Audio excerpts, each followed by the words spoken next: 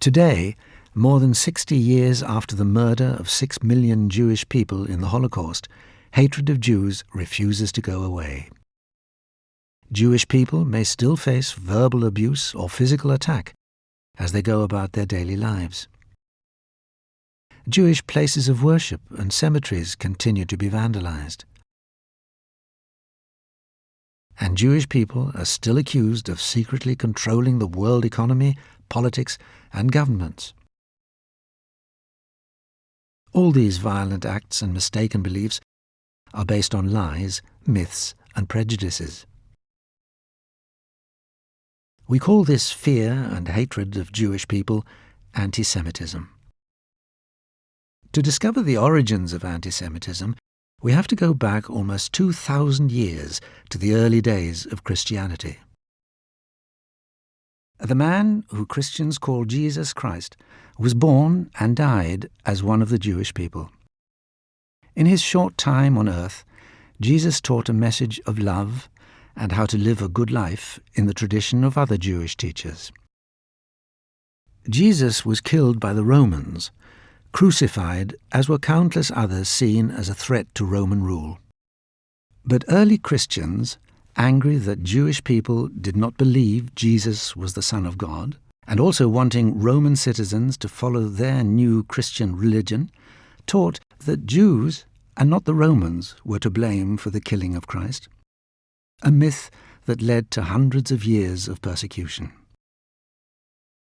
After the Jewish rebellion against the Roman Empire was crushed in the 2nd century, the Jewish people were forced to leave the city of Jerusalem and the land of Judea. By the 11th century, small Jewish communities were living in countries throughout Europe, the Near and Middle East, and North Africa. In countries where Islam was the main religion, Jewish people were treated with respect. But for Jewish people in Christian Europe, daily life became increasingly difficult. Sometimes Christians attacked Jewish people and tried to force them to give up their religion and way of life.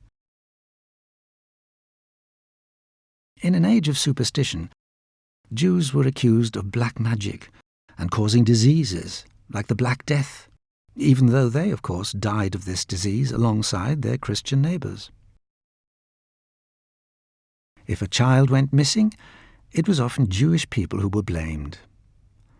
Rumours spread, through words and images such as these, that Jews murdered Christian children to mix their blood in bread baked for Passover, one of the most important Jewish religious festivals. Of course, this was completely untrue, and the images you see here are the result of lies and wild imagination. Not only did Jewish religious law order, "Thou shalt not murder," it also banned Jews from eating even the blood of an animal, let alone that of a human child. In the Middle Ages, Jews were forced to live and work separately from the majority Christian population. In the paintings of the time, we do not see Jews as they actually were, but rather the fear and hatred in the minds of those who painted them. Jews were banned from most professions and trades and were forced to do unpopular work such as collecting rents and taxes or money lending. People's dislike of paying taxes or owing money led them to resent Jewish people even more. As violence against Jews increased throughout Western Europe, Jewish people were driven from their homes and fled eastwards, especially to more tolerant Poland, whose rulers promised Jews their safety, allowed them to trade, to travel freely, and to practice their religion without persecution.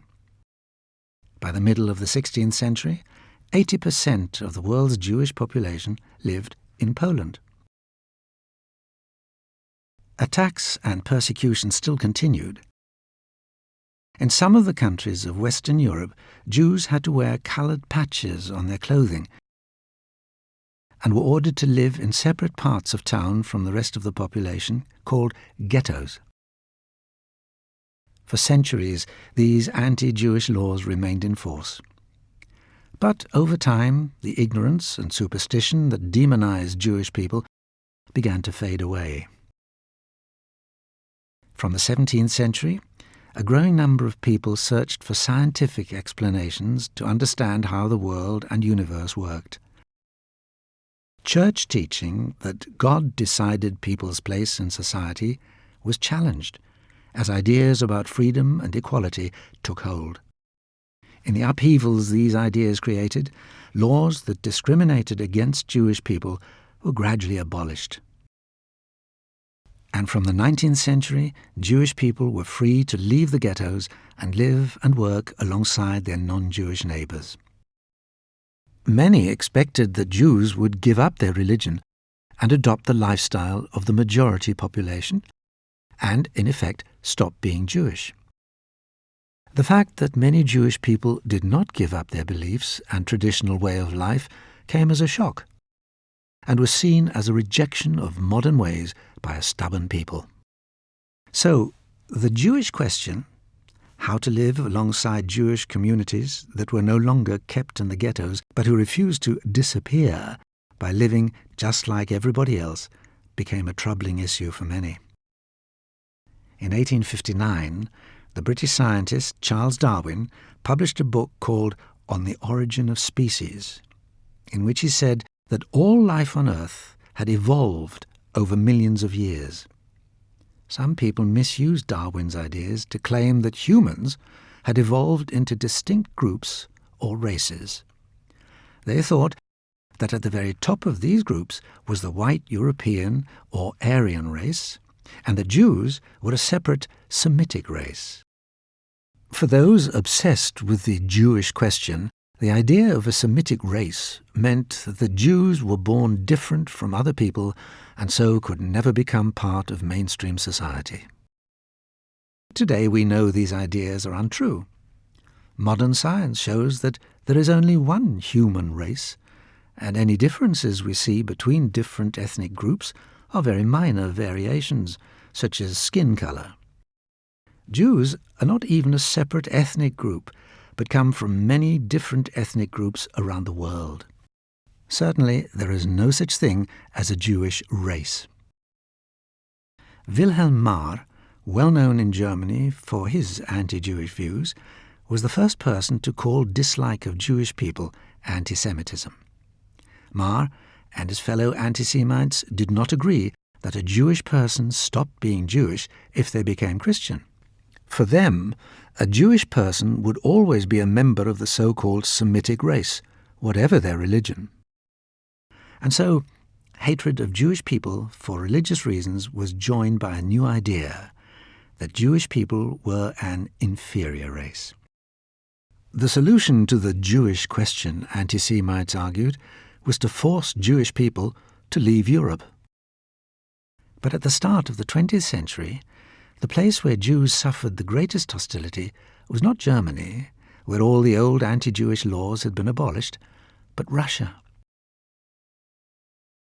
Since the late 18th century, Jewish people in the Russian Empire had been forced to live in an area known as the Pale, a strip of land covering much of present-day Poland, Lithuania, Belarus, Ukraine, and parts of Western Russia.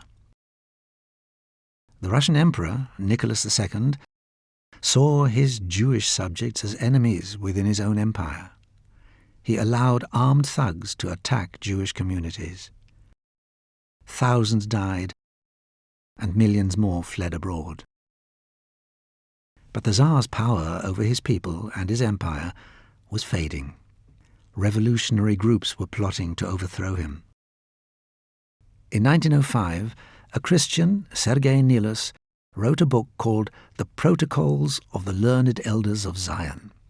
It was said to be the secret plans of 300 powerful Jewish men who were plotting the collapse of all Christian countries and bring about Jewish world domination. In fact, the book was a clever forgery intended to make it look as if the revolutionaries wanting to overthrow Nicholas were controlled by Jews. So when, in 1917, the Communist Bolshevik Party, led by Vladimir Ilyich Lenin, took power in Russia, Their enemies made a great deal of the fact that Lenin's second-in-command, Leon Trotsky, was Jewish. Just as in the Middle Ages Jewish people were wrongly blamed for the Black Death, in the 20th century Jews were now blamed for a new plague that seemed to be sweeping Europe, that of communism. After the communists took power in Russia, the Protocols was reprinted throughout Europe and America. The book was especially popular in Germany, still reeling from defeat in the First World War in 1918. Its German readership included a former army corporal called Adolf Hitler, who, like many others, blamed Jewish people for Germany losing the war, ignoring the fact that many thousands of German Jews had fought and died for their country. Hitler believed all the lies that had ever been said about Jewish people since the early days of Christianity, and more. He was convinced that Jews were the greatest threat to the so-called Aryan race, and that either the German people would defeat the Jewish race or would themselves be destroyed by what he saw as a Jewish communist menace. In his book, Mein Kampf, Hitler showed how much he had been taken in by the lies written in the Protocols, saying that once enough people had read the book, the Jewish menace may be considered broken. Of his own political movement, the Nazi Party, Hitler boasted of their violent anti-Jewish hatred. They say we are a bunch of anti-Semites. So we are. We want to raise a storm. A new and terrible chapter in world history was about to begin.